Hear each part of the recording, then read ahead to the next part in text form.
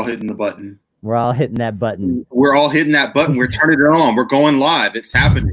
It's a big giant Skinner box, and the Skinner box is the internet. That's correct. And we only get punished, actually. That's God. Today is such a day to know that that is a true fact.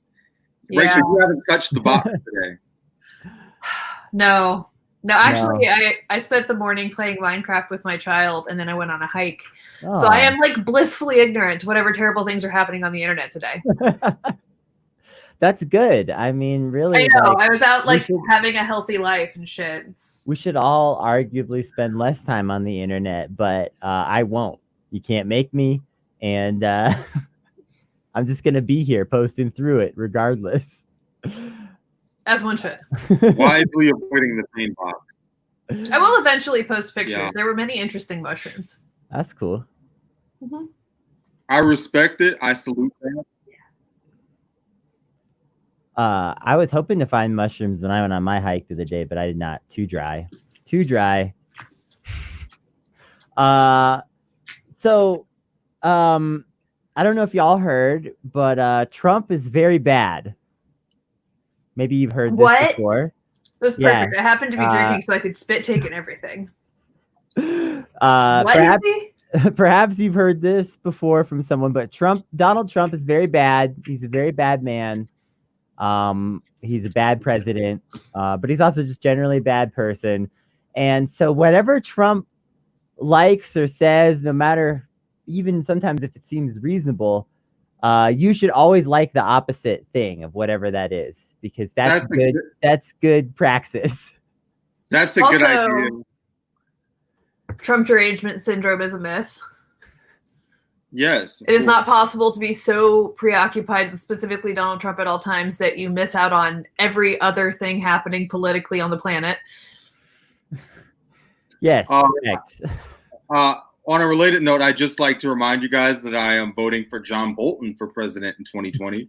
Definitely not the direction I planned on going in, but look, we've got to go where the resistance leads us, and it's led towards the Lincoln Project.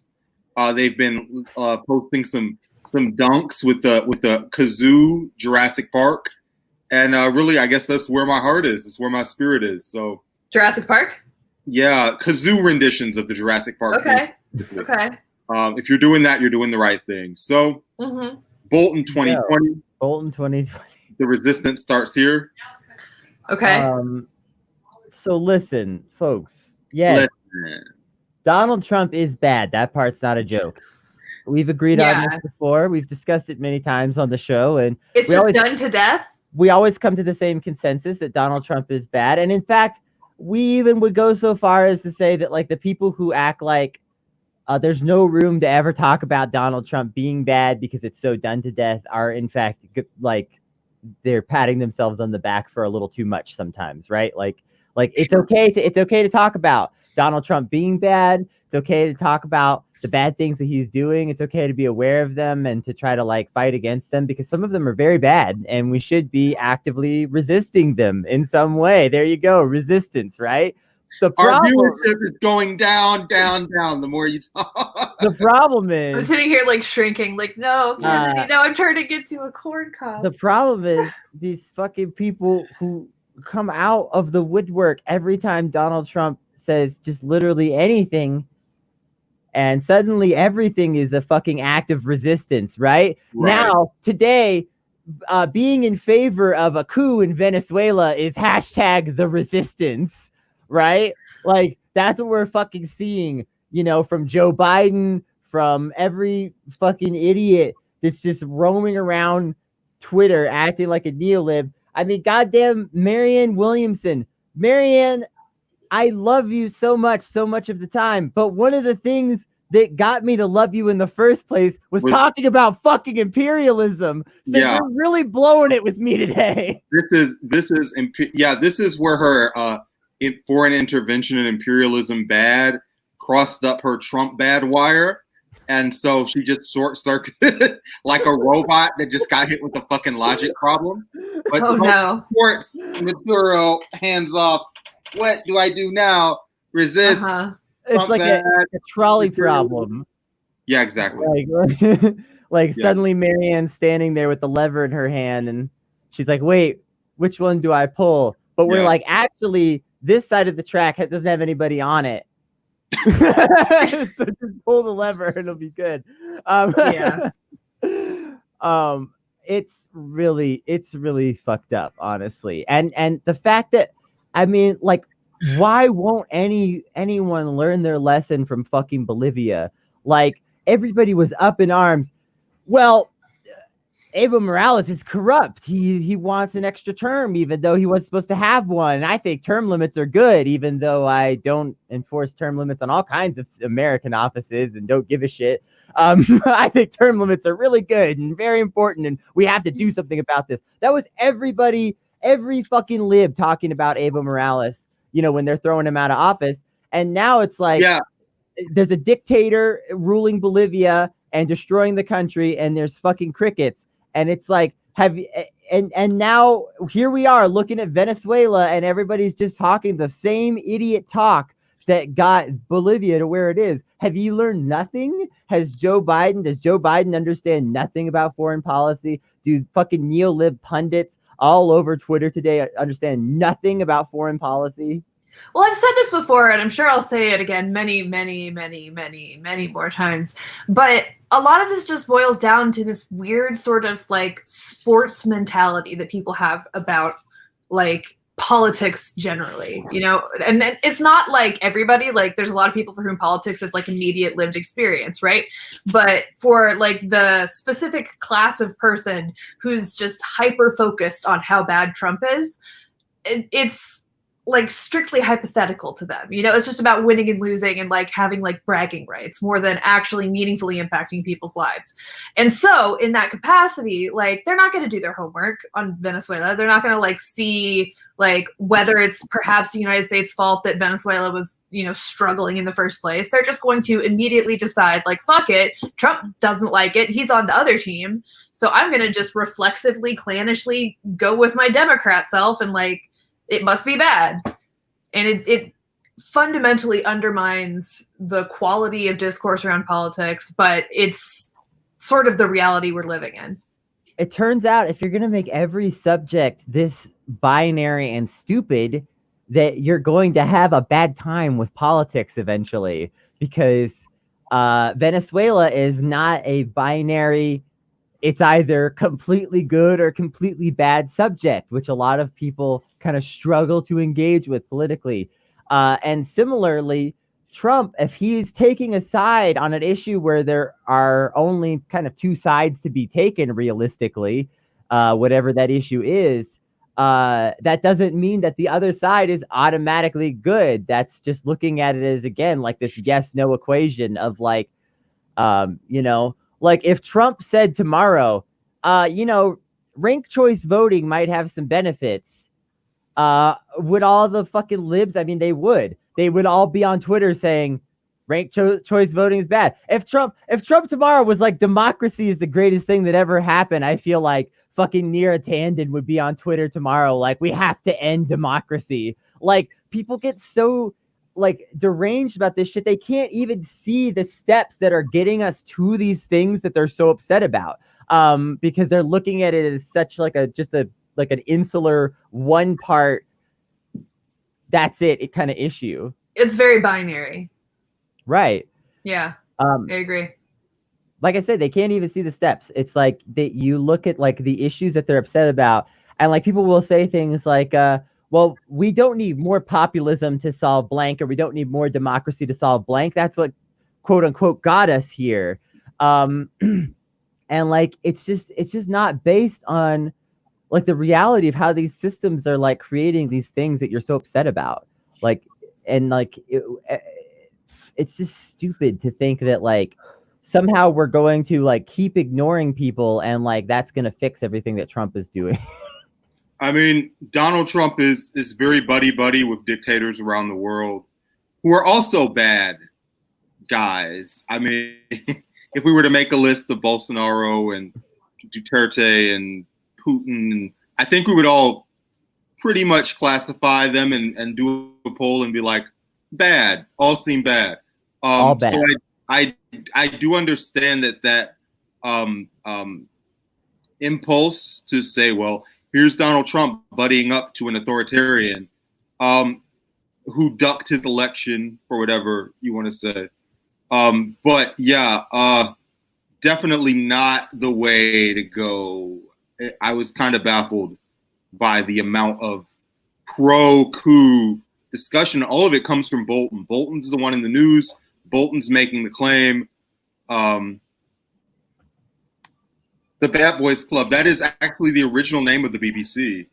And yes, Donald Trump desperately trying to get in the Bad Boys Club. Please let me in your Bad Boys Club. I've been a bad boy. I'm just as bad as all of you. This is like SpongeBob trying to get into the salty spittoon. I got some protesters. That's weak shit. Get your level up, Donald. Yeah, it's just it's no good. And the people who are falling behind freaking John Bolton because they want to score a political point are not keeping their eye on the long game at all. Because John Bolton will be back after 2020 anyway. Oh, yeah. None of these people are going away.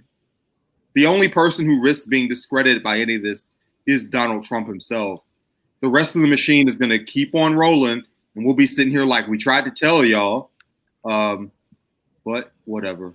Trump's like, let me into the Bad Boys Club. I gassed some civilians. Erdogan's like, with what? That's very dark. But damn. Oh God. Yeah. Shit. Oh. Can't get in the Bad Boys Club like that. What are you doing? No, you gotta go way darker, You gotta Donald. be a lot better, Donald. You gotta get way more into the nitty gritty supervillain kind of shit, man. Yeah. Like Donald Trump is just an impatient bully. We talk about this all the time, you know. Yeah. He's not like a supervillain like some of these other world bad guys. Like Putin hatches plots that take decades to arrive, like, and just fucking doesn't even give a shit.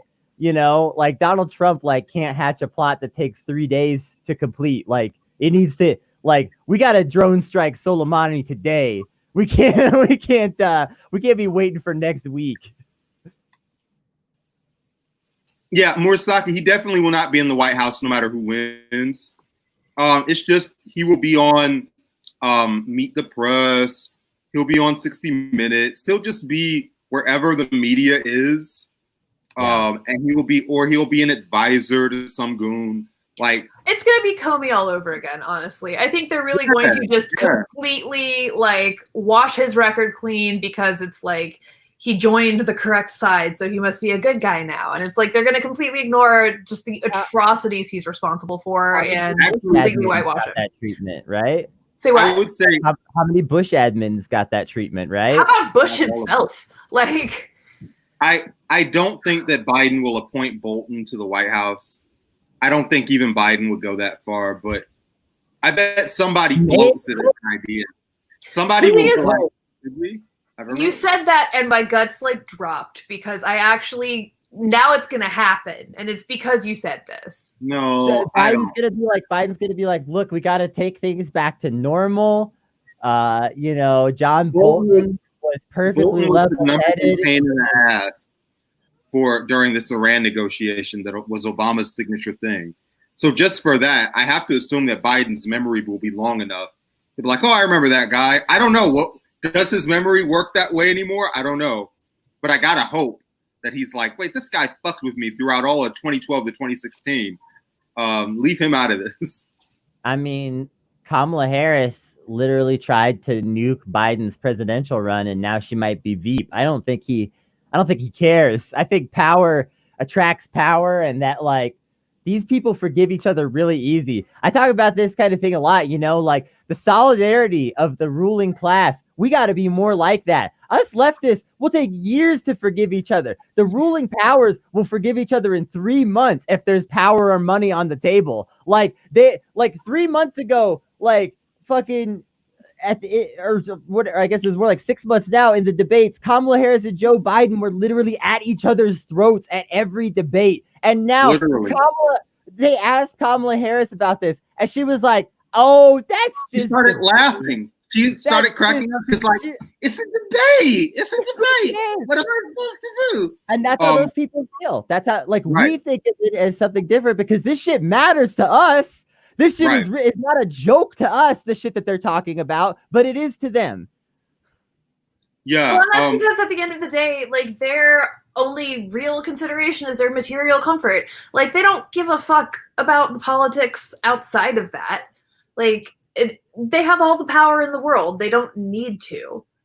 Hi, Mick. We're discussing the fact that neoliberals all want to invade Venezuela today, and it's completely ridiculous. And that, you know, this is where you really see the machinations of power at play, because this is not a partisan issue. Issues like this are never partisan.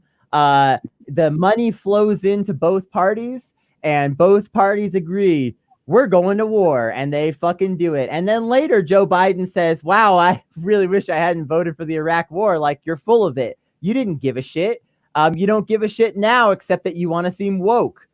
Like, yeah, it's a mess. And I just feel like the project to restore Bolton has been completely scary to me as someone who lived through the Bush administration. And I know all these journalists did too. What gives? What's happening? Do we all agree? Is there a pro? I don't know. I think we all agree on this specific thing. I think there have been a few people saying Marianne is now a neoliberal and part of the conspiracy. I think she just has bad takes. And that she just has them sometimes because there's like a system of patronage based on who you endorse and what policies you stand for and all that other shit. And Marianne is so wildly outside of that system of patronage that she's not getting anything out of calling Maduro a dictator. right. There's no benefit to her aside from that is her take. It's just like I hate to compare her to Tulsi Gabbard, but Tulsi sometimes has takes that have no strategic benefit to her. And those are just her opinions and she just says them. And I think Marianne does that sometimes too.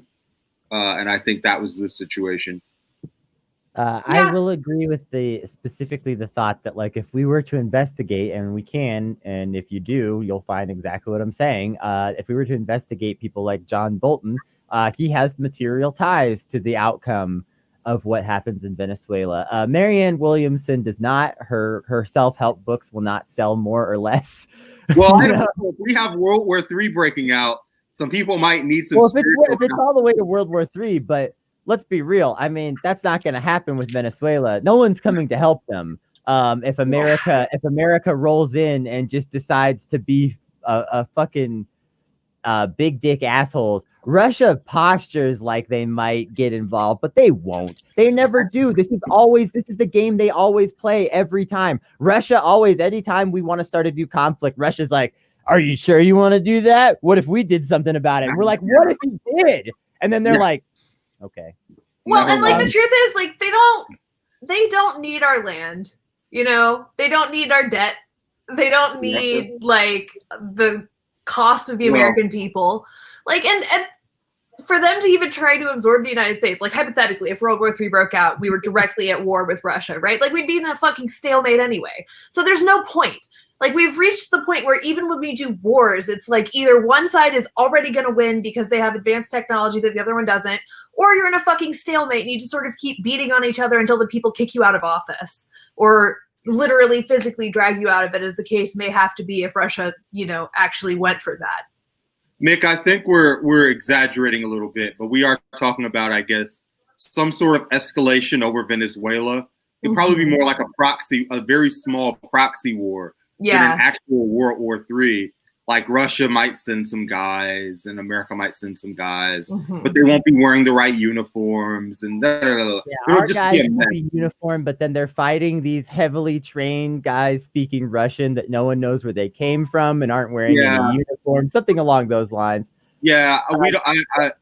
The actual World War III is not going to break out over this.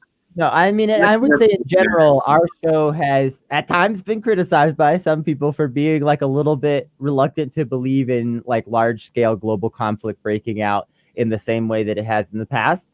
But I think at the same time, there is a legitimate, like, there's a reason why people talk about this stuff, because there is a sense of like, there are these large powers that keep sort of like antagonizing each other through these like sort of proxy wars. And like, there is a sense that like that can maybe only go on for so long before it escalates in some way.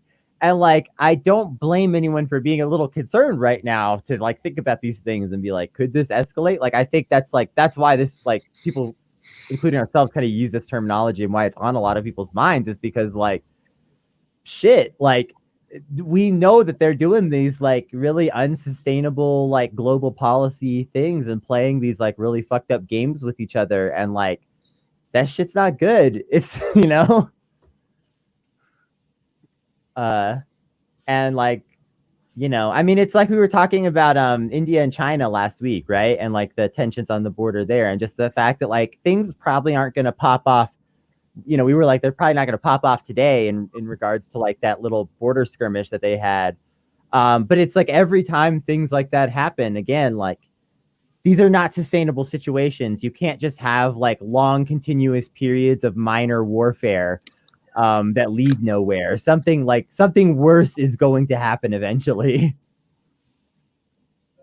I think I would see like a civil war breaking out before World War III, like in the United States. That seems way more plausible to me if there was going to be armed conflict like in the near future.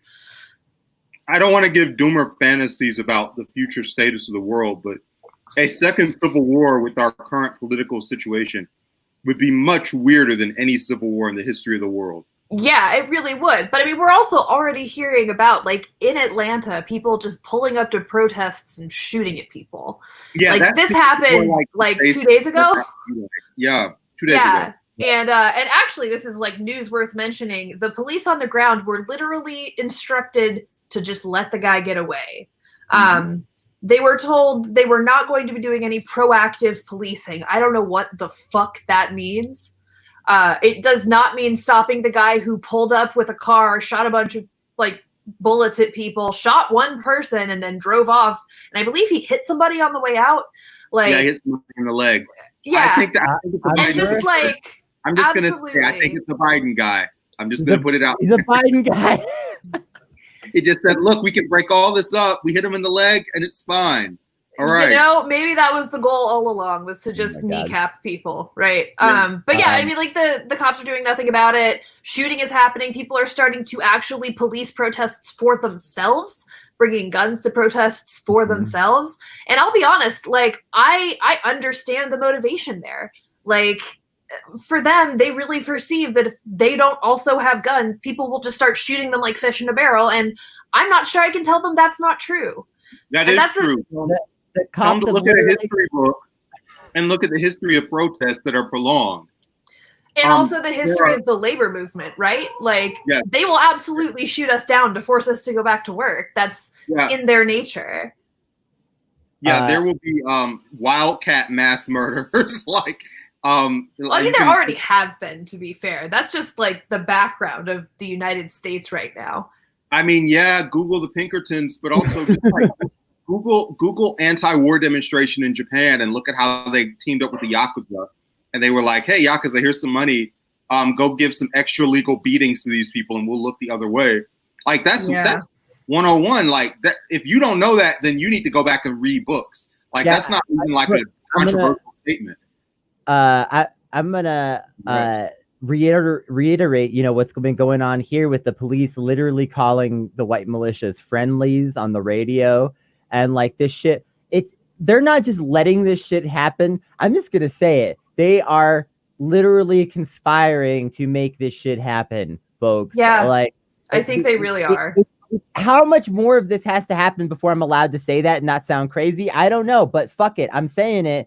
Regardless of how crazy you think I sound, the cops are fucking conspiring with these white nationalists actively. And like this dude that they said they're not going to pursue his car, they probably know him. I'm just going to say that. They probably know him. He's probably like the son of an ex-sheriff, just like the guy who shot a protester here that immediately screamed, my daddy, and they arrested him peacefully and they let him go later on a bond. None of them were in fear for their lives during that arrest. It's also worth mentioning that three of the officers, these are the same cops that had to shoot a homeless guy for a BB gun, had to literally firing squad this guy. This is, you know, the shit that APD has been up to. It's literally, the video is one of the most horrifying things I've seen. It's literally a firing squad, and they're just standing there with their assault rifles like, we got to do it. We got to take this guy down. Like it's a homeless guy at a bus stop with a BB gun. Like yeah. If they can't manage to arrest that guy, how the fuck did they arrest fucking ex-sheriff's son who actually shot a protester with a real gun? Or the guys, any of the mass murders over the last couple of years, you know? And also, not just that, but like insult to injury, right? 3 of the officers implicated in the death of George Floyd were just released. Like they're out now. They're just walking around in the world. Yep. That's it. They're just there. They like let this guy get murdered, and the courts are just letting them go. And in Atlanta, we have the cops going on like de facto strike, or I know people don't want me to call it strike because they think that like legitimizes it in some way. The cops are refusing to show up to work because some of them are being held accountable for murdering Black people. And that's fucking amazing to me. Like just the most egregious possible miscarriage of justice. Yeah. Cops are bad.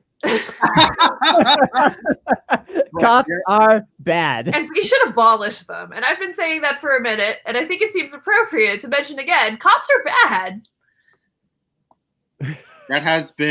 This has been one of Rachel's long time stump speeches, so it just became more relevant. She also likes saying "I told you so" about things. Tried to tell y'all. I like that one. Tell y'all about cops.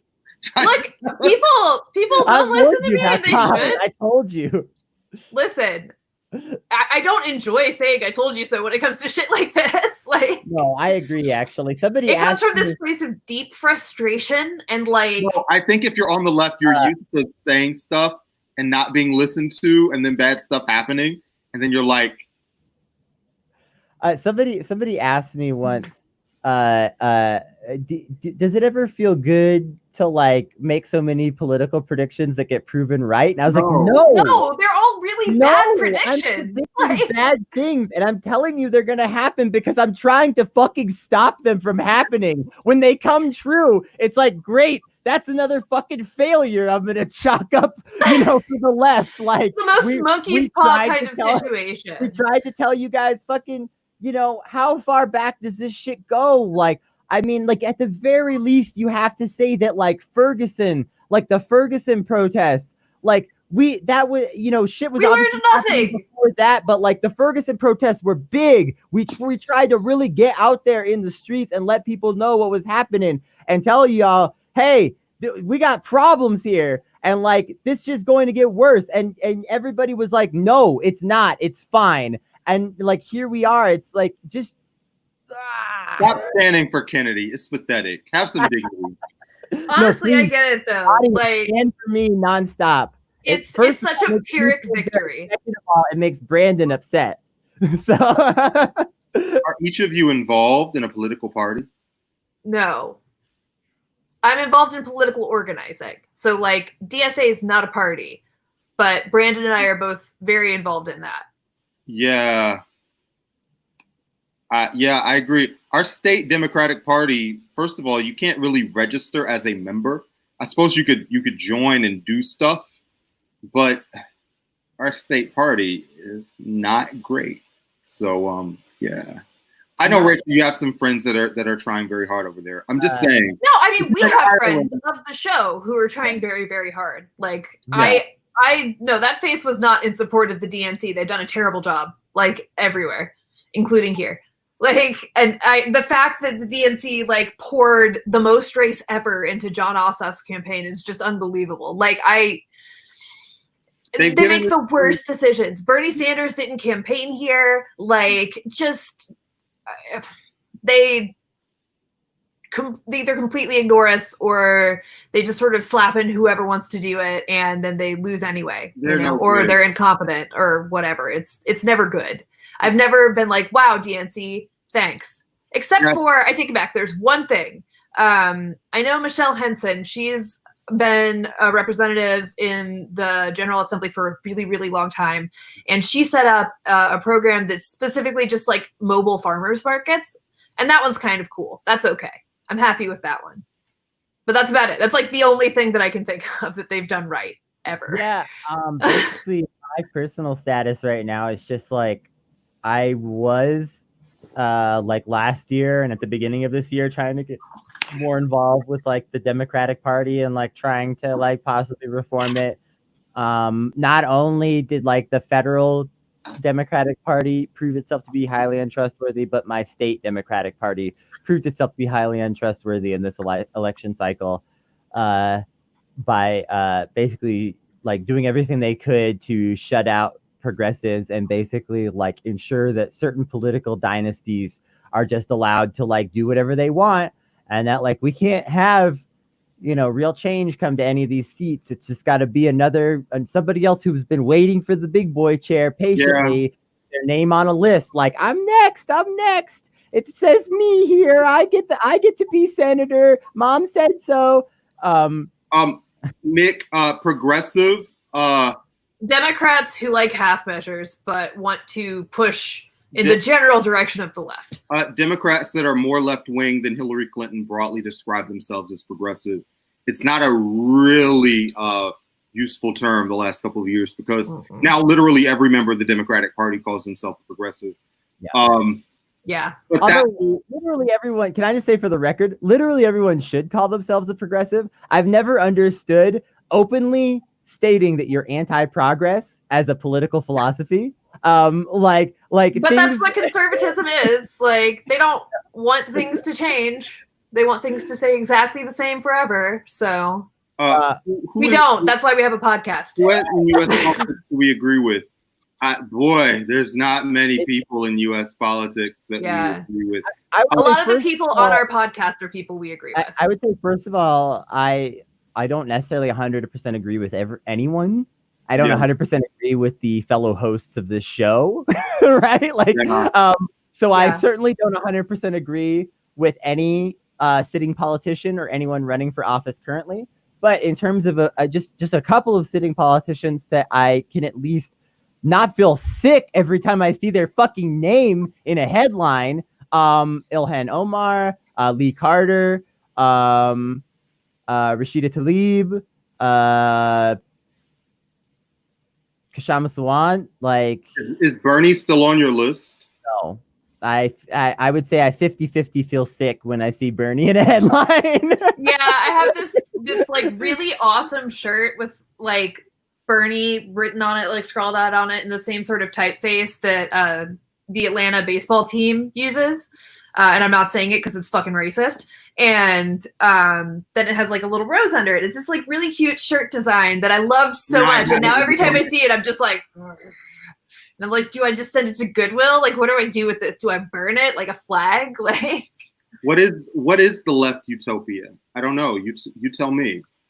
I would like to argue against the idea of utopias as being necessary in order to say that things can be better. I think this is a common political trap that people fall into, is that as soon as you suggest, hey, things are not as good as they could be, a lot of times you are immediately asked to provide a perfect, ideal solution that would be like perfect forever. There is no perfect solution that will be perfect forever. Everything that I think is perfect right now, somebody else on this planet that lives right now and isn't unprogressive or not left or even wrong necessarily disagrees with. And similarly, any ideas that we implement now, 100 years from now, the people that live on this planet might need completely different solutions than the things that worked for us and kept us safe and comfortable. People are fucking messy for a TV show. Let's go. People are so messy, and like utopia is a goal state, but it is intentionally a goal you cannot reach, right? Like the whole purpose of conceiving of utopias is just to create like ideas for what you want things to look like when it's done. You know, and But at the end of the day, like, that's never going to happen. We know that's never going to happen. And that doesn't mean that we shouldn't still be enacting policies and pushing for changes that move us closer to that state. Nick, you know? is this Scott Gilbranson? Are you here on the line? But also, the Left Utopia is Star Trek. Yes, that is true, actually. And also, the answer is Star Trek. DSA could be a kind of a party. Smiley face. This is user wonking class. Listen, if you want to do that paperwork, go ahead, babe. Yeah. Do it. You do that paperwork, I'm ready. Yeah, that seems like a very hard. I also agree. In the meantime, I'm just developing a Vanguard party like on its own, and that's fine. Like, we're just gonna do Vanguard party. It doesn't matter. Yeah, we are Mas Chingon. It is true. It is true. It is true. We should strive for something.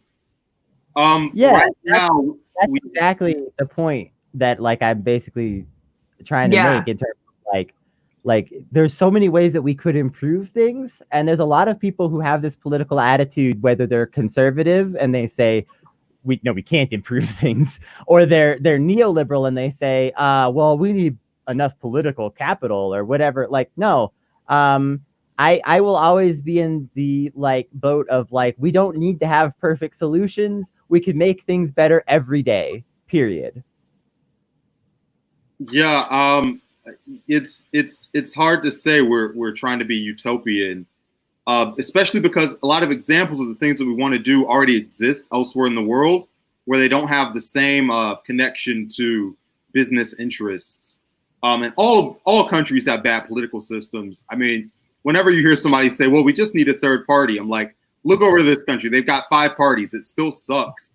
Like, there's no single reform that's going to fix all of these problems. It's just a matter of how can you crack that door open, and how can you like uplift the people?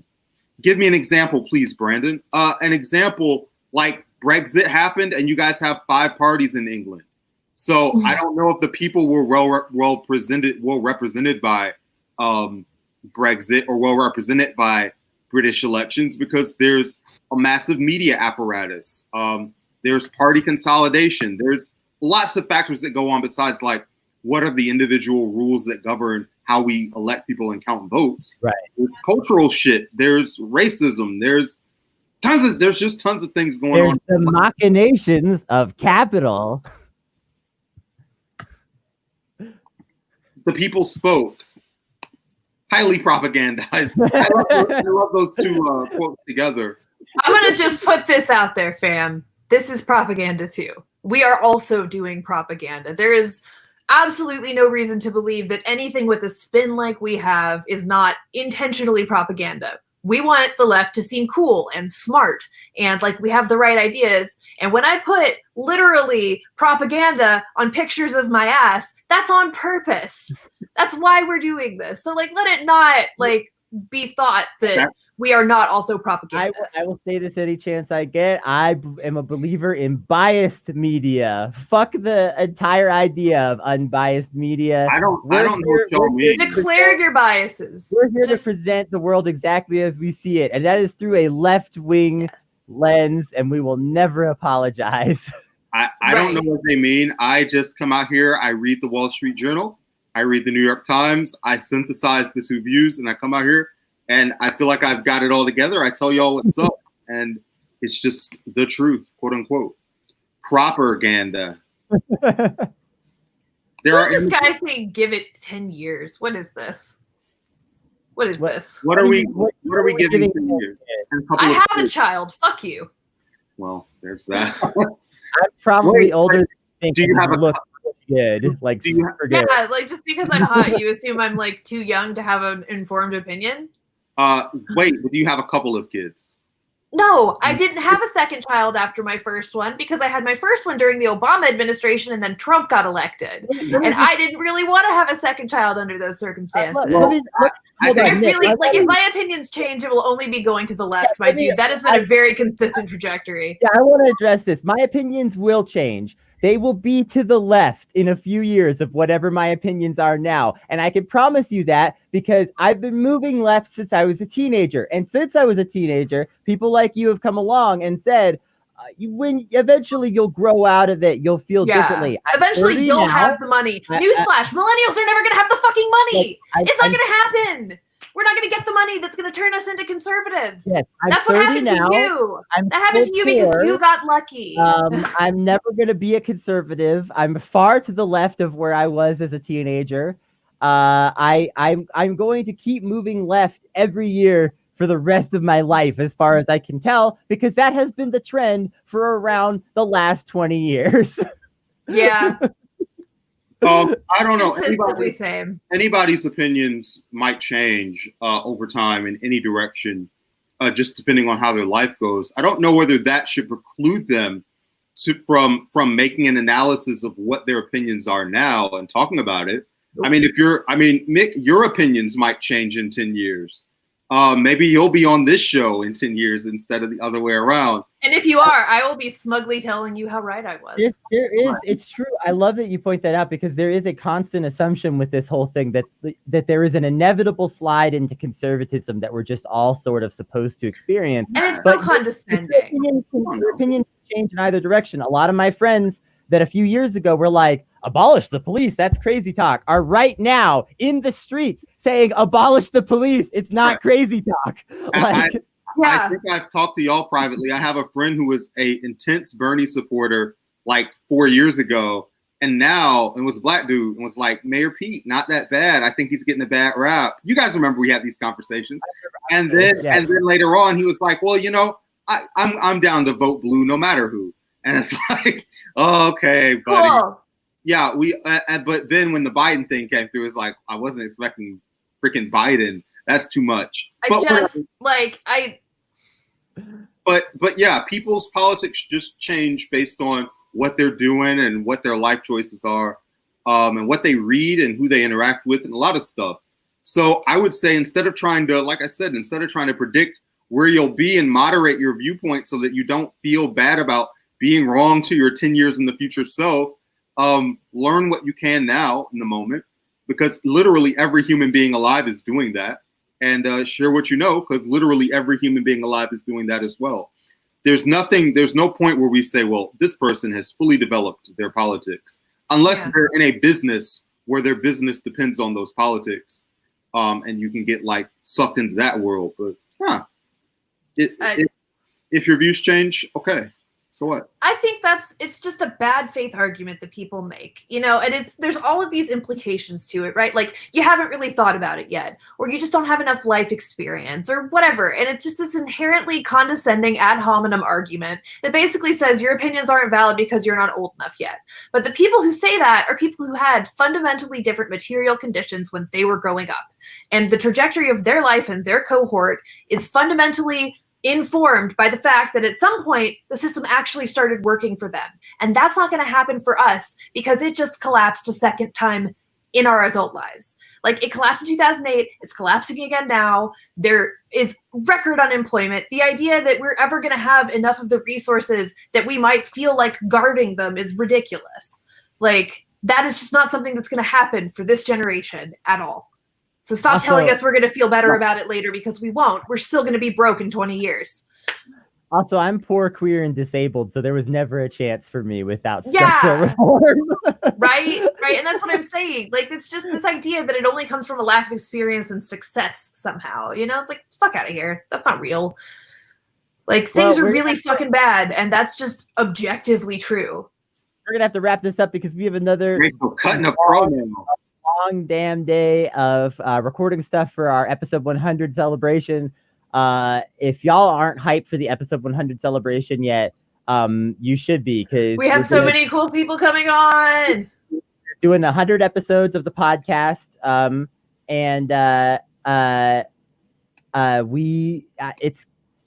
it's gonna be so cool. I can't even express, like, so many people are stopping by to like record and celebrate with us. It's so many more people than we expected. So many of our favorite people have like come through and are gonna come through, but unfortunately that means that we're recording like nonstop every day right now. So, yeah, we're really putting a lot of like boosters on here. That's right.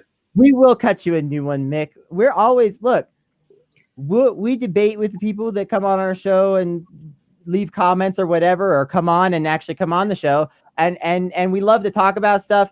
We're not mad at you. Come back. Like, let's keep talking about it. Yeah. I'm very rude, but I'm rude to everybody. It's not about disliking you specifically. I'm just a rude person. You're never rude to me. All of us think I'm only rude to you, the audience. Just ask the coworkers here on the podcast what I could be like, and y'all will be like, oh. I'm new to Periscope. This is the first one I'm going to join. All the best, guys. It's really only the one guy, but I'll take it. And we will be back tomorrow at 4 Eastern, whatever that translates in your time zone. I'm not going to figure it out. And we'll see you next time. We are at Twitter at NSFWonks, patreon.com/notsafe. We appreciate all of you watching. We'll see you. Bye-bye.